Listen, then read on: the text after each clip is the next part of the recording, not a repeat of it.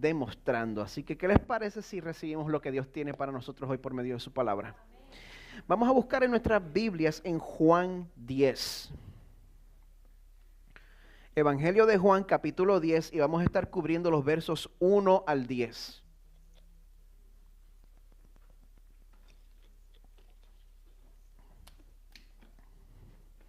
El nombre de la prédica de hoy es Yo soy la puerta de las ovejas. Y hoy estamos continuando nuestra serie Yo soy conociendo al Jesús verdadero, en la cual pues estamos teniendo la oportunidad de ajustar nuestros conceptos personales sobre quién es Jesús. Estamos ajustando nuestros conceptos a lo que Jesús dice sobre sí mismo en la palabra perfecta de Dios. Y tenemos que darnos cuenta del hecho de que cuando Jesús dice yo soy el pan de vida, la resurrección y la vida, todo lo que vamos a cubrir, ese yo soy que Jesús está usando está haciendo una alusión directa al yo soy de la zarza ardiente de Moisés. Cuando Moisés le pregunta, ¿quién dijo que me está enviando? Yo soy, te está enviando. Es una alusión clara de Jesús al yo soy del Antiguo Testamento. Se está declarando a sí mismo como Dios. Así que vamos a ver cómo Él se describe a sí mismo aquí en diferentes partes del Evangelio de Juan. Y para que podamos entender lo que este pasaje nos está comunicando en esta mañana, es necesario también que entendamos lo que acababa de suceder en el capítulo anterior, en el capítulo 9. Así que recuerden que en la Biblia, en su manuscrito original, no habían divisiones de capítulos. Eso es algo que fue añadido luego. Así que el caso del capítulo 10, el capítulo 10 es una continuación directa de todo lo que estaba sucediendo en el capítulo 9. Así, si me dan un par de minutos en lo que ustedes buscan el capítulo 10, yo los voy a poner al día en cuanto al capítulo 9. Aquí estamos en un punto de la vida y el ministerio de Jesús donde ya la rivalidad y la animosidad entre él y los fariseos no era ningún secreto. Ya eso era un odio abierto, una persecución abierta, y como ellos veían a Jesús como una amenaza para la estabilidad política que había allí, bajo la ocupación del Imperio Romano, y también, perdón, al darse cuenta de que ellos corrían peligro de perder su posición de poder, no había nada que Jesús hiciera que los fariseos no le sacaran falta, que los fariseos no les tuviera malo. Así que en el capítulo 9, vamos a ver una historia que puede que muchos de ustedes conozcan. Jesús conoce un hombre que era ciego de nacimiento. Para entonces no había ningún tipo de seguro social, ningún tipo de ayuda del Estado para la persona con impedimentos. El nacer con impedimentos significaba pasar una vida de mendigo. Jesús procede a darle la vista milagrosamente a este hombre. No se la devolvió porque nunca la había tenido. Le dio la vista milagrosamente a este adulto.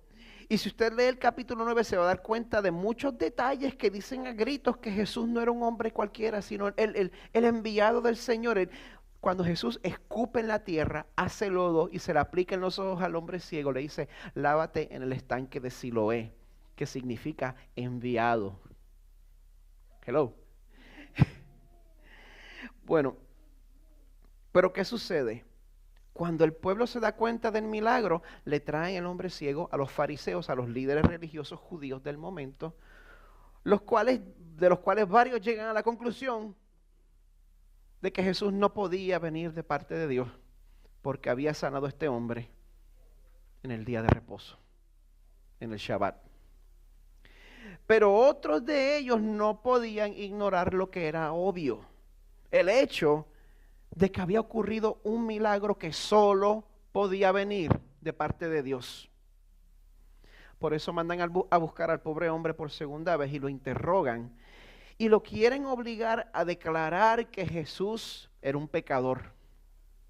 A lo cual el hombre responde de la siguiente manera, dice el verso 31 del capítulo 9.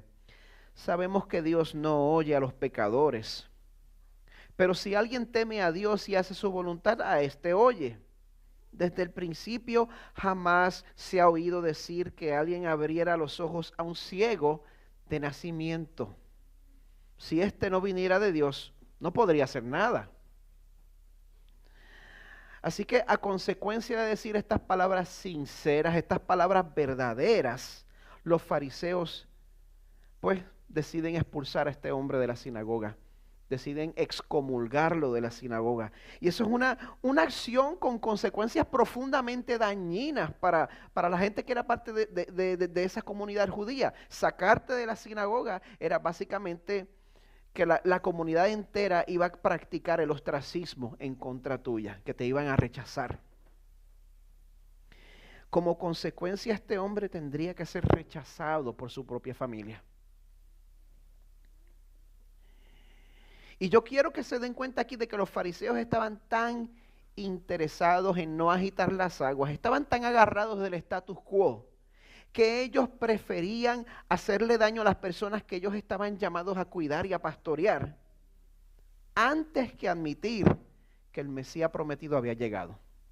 Preferían hacerle daño a la gente que se supone que ellos estuvieran cuidando. Así que al final del capítulo 9, cuando Jesús averigua la injusticia que se había cometido en contra de este hombre, él procede a consolarlo personalmente y a decirle que el sufrimiento que le estaba pasando no iba a ser en vano, porque él era el Salvador que había sido prometido desde hace cientos de años. Y como todavía en el grupito quedaban fariseos que estaban fastidiándole la vida al pobre hombre, pues Jesús decide ponerlos en su lugar y prenderlos, como decimos. Y ahí es donde comienza el capítulo 10 de Juan, en medio de toda esta acción. Así que voy a estar leyendo de la Biblia de las Américas, Juan 10, del 1 al 10.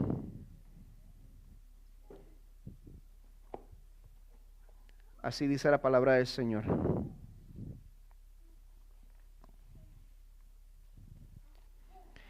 En verdad os digo, el que no entra por la puerta en el redil de las ovejas, sino que sube por otra parte, ese es ladrón y salteador.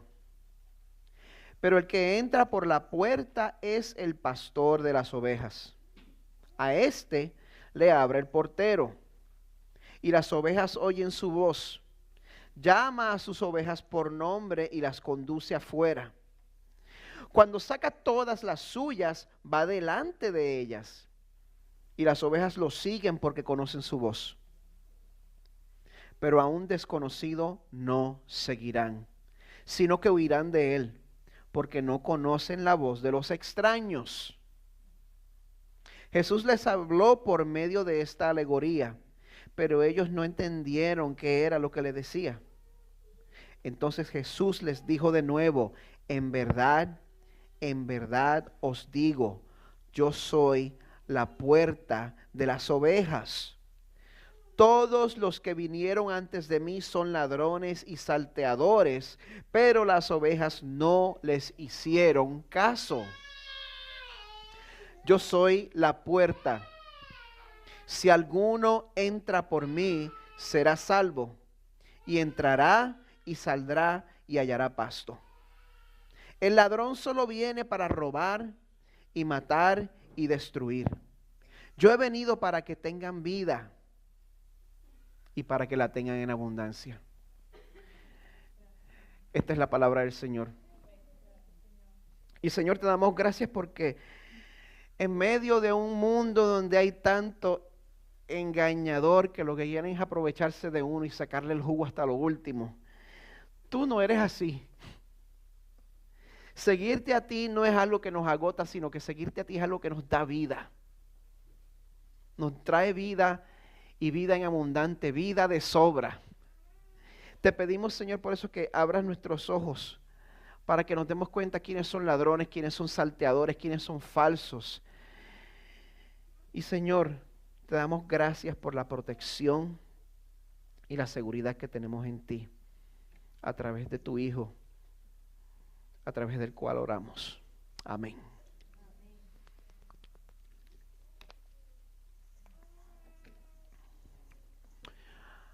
Mi gente, yo traté lo más que pude, en verdad, traté. Pero por más que traté, como a la edad de 10 años me di cuenta que el Señor no me iba a dar la habilidad de ser muy atlético. Yo traté con el baloncesto. Y ustedes, bueno, el hijo de mi amigo está loco por jugar conmigo baloncesto, pero yo no quiero darle material para que se esté riendo por mí por años. Porque es bien malo. El canasto está ahí, yo lanzo y cae allá la pelota. Así de malas las cosas. Traté con el béisbol. No tengo brazos. No me interesa que me vean tirando la pelota. Traté con los dos fútboles. La primera vez que traté el balompié, le hice un gol al equipo contrario en la escuela. No en verdad eso fue lo que sucedió. Los deportes no eran para mí. Mi salvación llegó en el verano después que yo cumplí los 10 años. La guitarra. Agarré un libro y yo empecé a aprender por mi cuenta y como que todo estaba cayendo en lugar y estaba aprendiendo las cosas. Y yo, wow. Pero todo cambió a los 13 años de edad, porque yo me llevaba la guitarra a la escuela y aprendí a tocar una canción.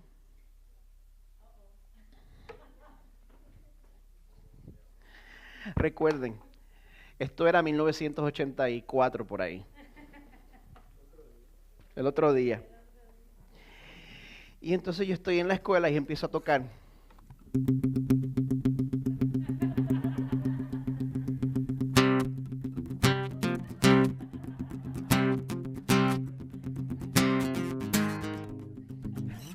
Pues, ¿qué sucede? Cuando yo me di cuenta a los 13 años de edad que yo aprendí a tocar, me enseñé a mí mismo a tocar Eye of the Tiger. Y que esa habilidad me estaba trayendo por fin atención positiva del sexo opuesto. Por fin, por primera vez en mi vida. Pues yo nunca miré atrás. Nunca miré hacia atrás. Y me di cuenta que mientras más yo practicaba, mejor tocaba. Por eso yo dediqué los próximos años de mi adolescencia a practicar por horas y horas y horas y horas. Y en el desayuno estaba ahí yo con la guitarra. Y me sentaba a ver televisión ahí con la guitarra. Todos los que son músicos saben de lo que estoy hablando. En el baño uno con la guitarra, en todos sitios con la guitarra, a la hora de uno acostarse y con la guitarra, y mi pobre mamá gritando desde su cama, acuéstate a dormir, que son las 2 de la mañana. Y yo seguía con la guitarra. Y a lo largo, bueno, porque me daba cuenta que para ser mejor tenía que entrar por la puerta de la práctica. No había otra manera. Sí, hay gente que el Señor les da un don increíble y practican un poquito y progresan un montón. Ese no soy yo.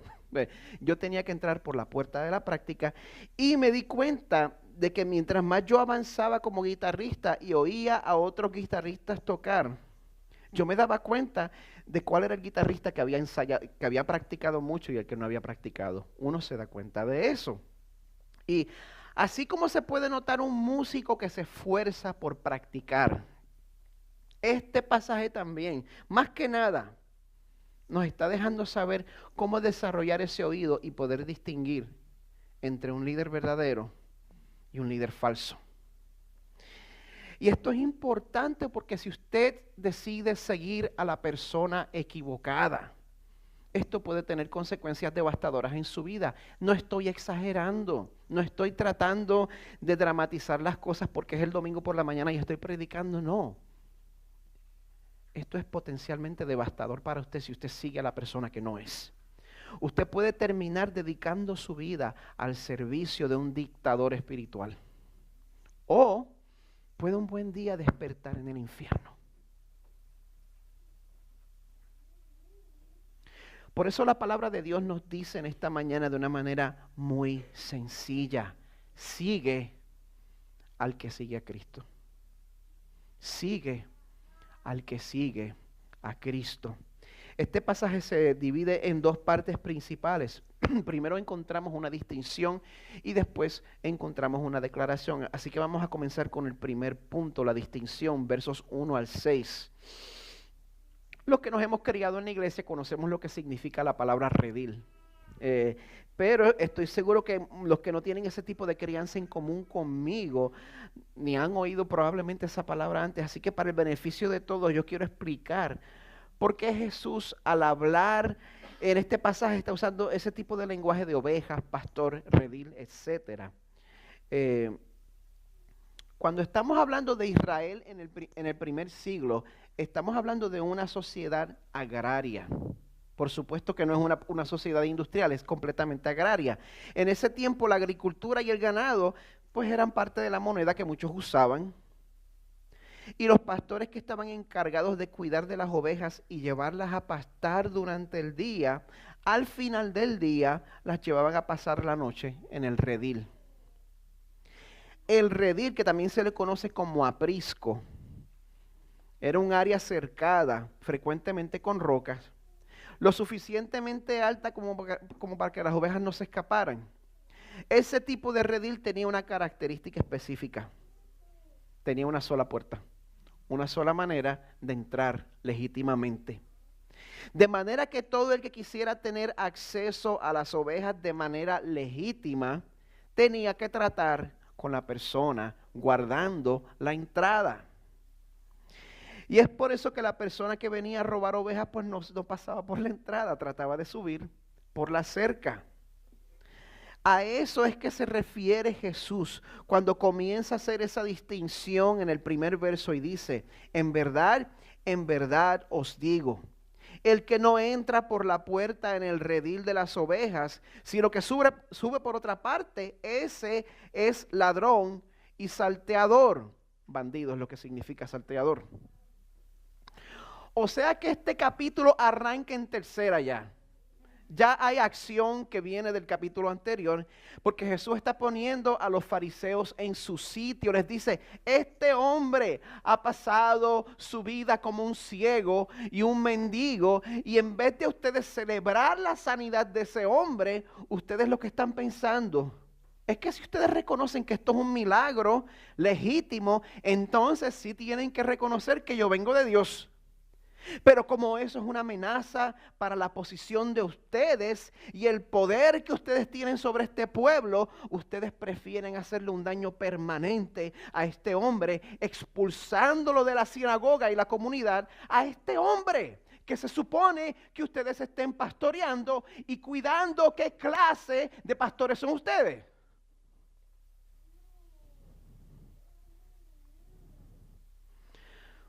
Una buena pregunta que nos podemos hacer ahora es, ¿por qué Jesús, al censurar y regañar a los fariseos, decide hacerlo con esta alegoría del pastor y sus ovejas? Él lo hace porque este tipo de lenguaje les iba a sonar muy similar a otro regaño que también está en el Antiguo Testamento. En Ezequiel 34, 2 al 6 dice, así dice el Señor Dios, ay de los pastores de Israel que se apacientan a sí mismos. ¿No deben los pastores apacentar el rebaño? Coméis la grosura, os habéis vestido con la lana, degolláis la oveja engordada, pero no apacentáis el rebaño.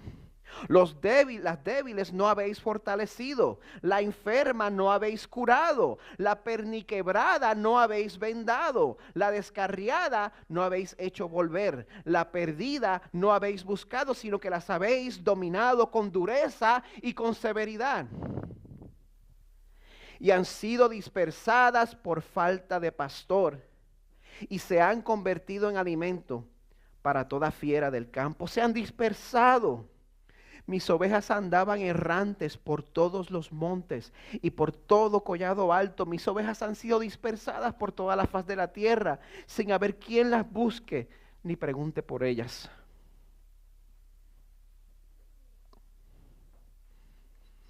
O sea que cuando los líderes espirituales, en vez de cuidar al pueblo que Dios les ha confiado, ese gran privilegio, deciden aprovecharse de ellos, a Dios eso no le está nada de gracioso.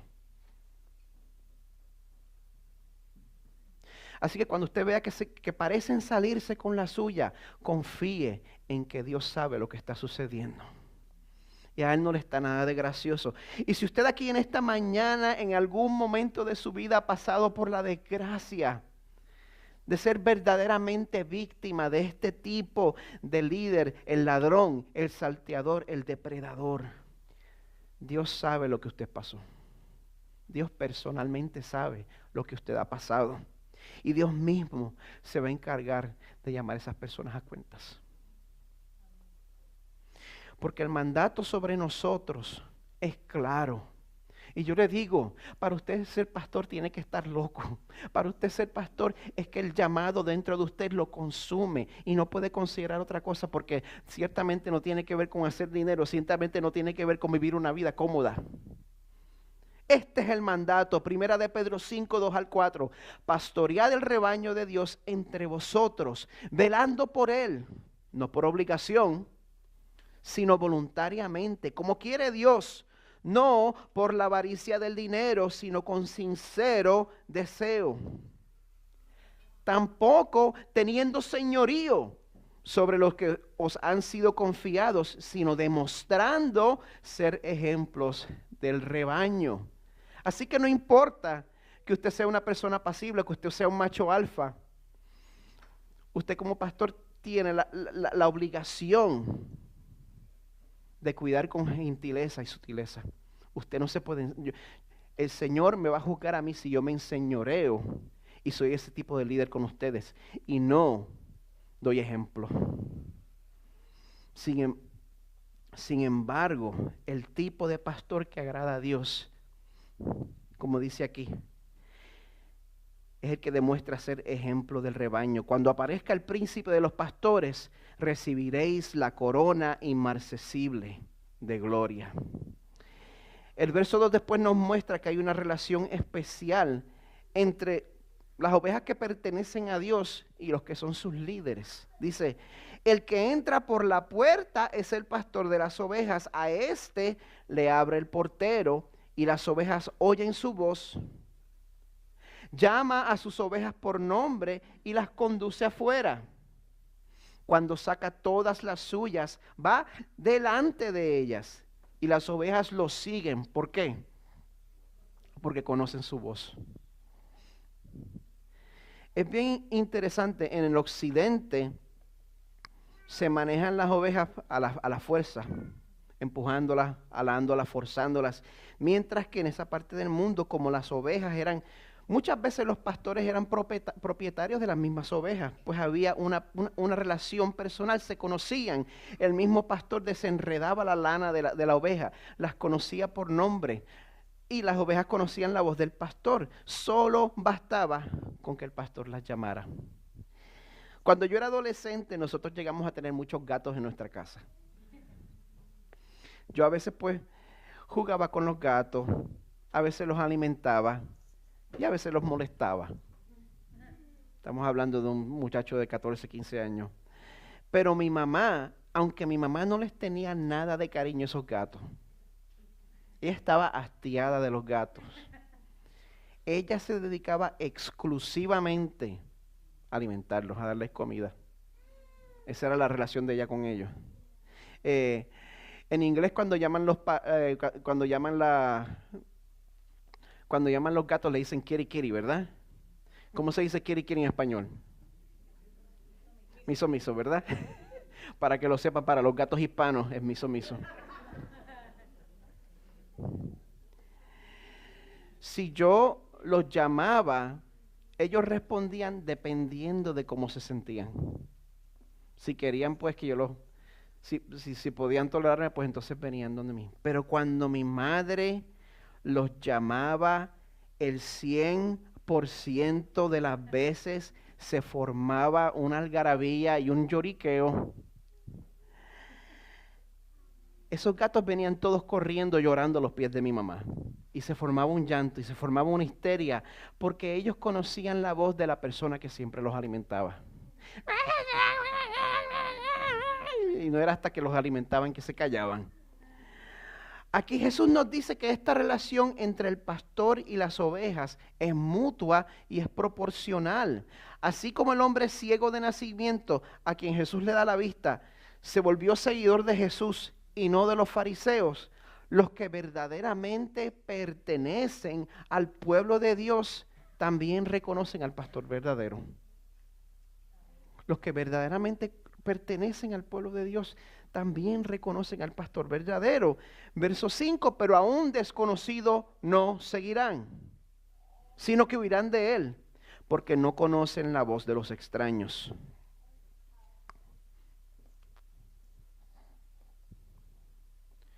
Eso también significa que las ovejas que insisten en seguir a los falsos maestros, no estoy diciendo las ovejas que los hayan seguido una vez y se hayan dado cuenta, sino que las ovejas que insisten en seguir a los falsos maestros y no reconocen la voz de un maestro, de un pastor verdadero, no son las del rebaño del Señor.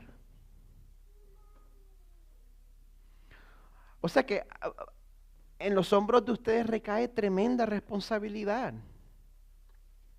Y es por eso que yo los quiero animar a que se familiaricen con la palabra del Señor. Porque la única manera que uno puede reconocer al engañador es si uno conoce la verdad.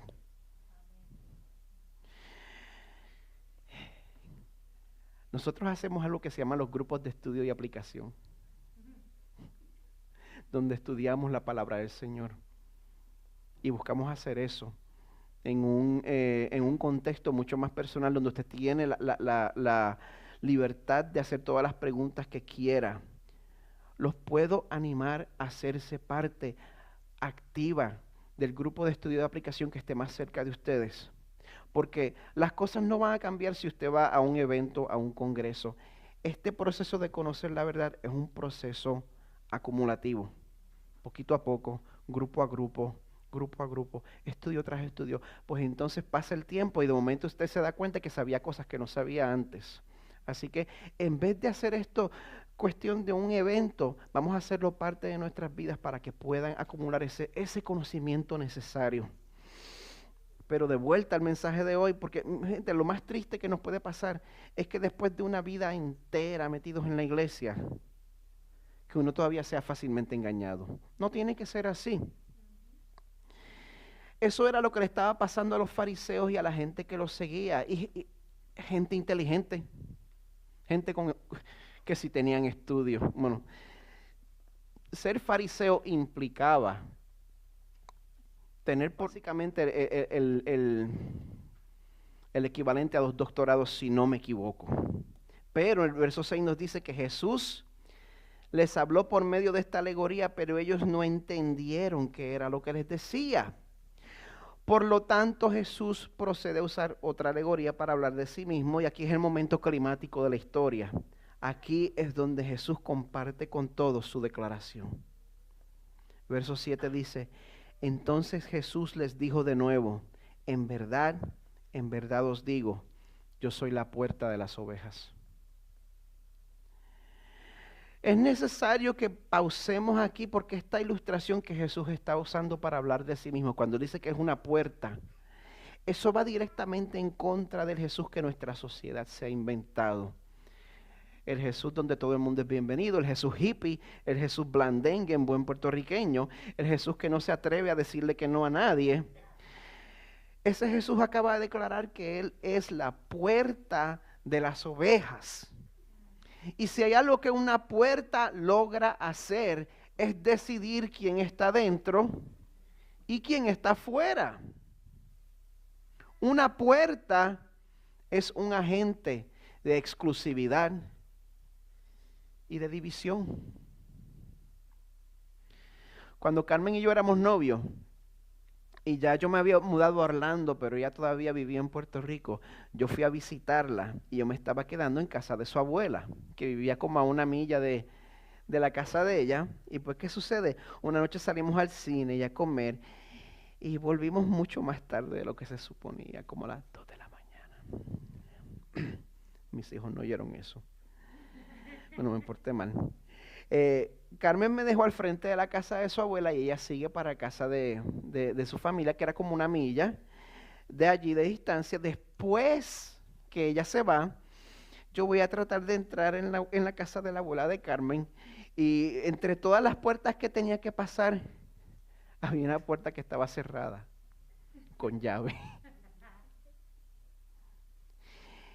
Y no tenía caso que la llamara. Eso fue hace 350 años antes de la existencia de los teléfonos celulares. Yo estaba en la entrada, ella estaba en su cuarto al otro lado, durmiendo encerrada en su aire acondicionado. No había manera que ella fuera a oír nada, y yo no la quería molestar tampoco.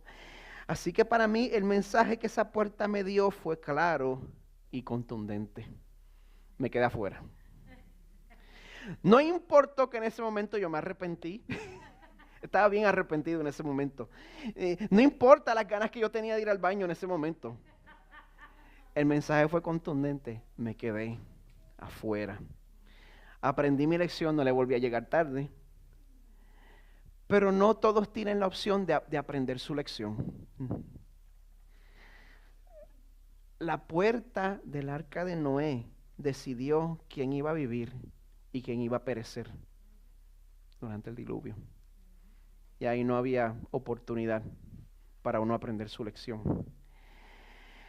Y de esa misma manera, la persona de Cristo es una persona que divide y que polariza. Cristo es la puerta del redil. Si un pastor no está sometido a Cristo, si no predica que la salvación es exclusivamente a través de creer que Jesús es Dios hecho carne, que Él es nuestro único sustituto y representante delante de un Padre santo y perfecto, si un pastor no se somete a eso, no importa de qué raza seas, no importa de qué país seas, no importa cuán inteligente seas, no importa cuán atractivo seas, no importa cuán eficiente seas, no importa cuán exitoso seas manejando una iglesia, no importa cuán moralmente intachable seas, Jesús dice en el verso 8, todos los que vinieron antes de mí son ladrones y salteadores, pero las ovejas no le hicieron caso. ¿Por qué? Porque las ovejas verdaderas saben que Cristo es la puerta del redil. Denme un momento pentecostal, dígale a su hermano, Cristo es la puerta del redil. No lo tiene que hacer. Perdone, es que ahí es donde se me sale lo... Pero gente, sin Cristo no vamos a poder entrar. Y si crees que Dios te va a dejar entrar en el cielo porque no eres tan malo como otra gente, y no estás confiando en la vida perfecta, muerte y resurrección de Jesucristo, a la hora de la verdad vas a encontrar la puerta cerrada, porque solo Cristo es la puerta del redil. Cristo es absolutamente indispensable para que tengamos vida espiritual y para que la mantengamos. El verso 9 dice, yo soy la puerta y si alguno entra por mí será salvo y entrará y saldrá y hallará pasto. ¿Qué es eso de entrar y salir? En un sentido eso significa que a través de Jesús nosotros podemos salir a alimentarnos y ser restaurados. El pastor Ken Hughes escribe lo siguiente. Jesús estaba diciendo, yo soy la puerta viviente. Para entrar al rebaño tienes que pasar a través de mí. De igual manera, para salir a pastar tienes que pasar a través de mí. Como yo soy la puerta, yo soy el protector y el proveedor. Cuando entras por la puerta, no solo eres salvo, sino que estás a salvo. Cuando sales a través de mí, sales a pastar. Yo soy el proveedor. Nadie va a pasar por esa puerta excepto el que pase a través de mí. Eso es bien interesante porque yo creo que eso también incluye la adversidad. Toda adversidad que llega a tu vida tiene que pasar por Jesús y Jesús la tiene que autorizar. Así que yo espero que esta desviadita que me estoy dando esté hablando a tu corazón en este momento. La adversidad que llega a tu vida es diseñada por tu Dios, por el Dios que te ama. Bueno, ahora voy a compartir una opinión personal con ustedes. Esto no es la Biblia, tómenlo con pinzas. Es mi opinión. Yo también creo que el entrar y salir significa que nosotros una vez estamos en el rebaño de Dios. Dios tiene una vida para nosotros que es mucho más que quedarnos encerrados en la seguridad de las puertas de la iglesia. Dios tiene mucho más para nosotros que estar encerrados en las puertas seguras de la iglesia. Fíjate, el ladrón quiere que te quedes encerrado, emposado, ensimismado. El ladrón no quiere que salgas de sus garras porque lo que quiere es aprovecharte de ti y sacarte el jugo. La primera parte del verso 10 dice, el ladrón solo viene para robar y matar y destruir. Pero Dios nos está apuntando a un mundo que nos necesita y que se está perdiendo porque ellos están tocando en la puerta equivocada. El Señor nos está animando a que nos salgamos de nuestra subcultura cristiana, donde nosotros nos sentimos tan cómodos con nuestras estaciones de radio de música positiva, con nuestras películas cristianas, malas, horribles, pero cristianas, con nuestro Chick-fil-A con ambiente familiar, y que entablemos conversaciones con gente que nosotros consideraríamos rara, con gente con quien nosotros no nos juntaríamos, y que recibamos con toda plenitud y fe las complicaciones, el reguero y el revolú que van a venir por consecuencia de nosotros acercarnos a esas personas. Queremos sanitizar nuestras vidas, pero eso no es lo que el Señor quiere para nosotros.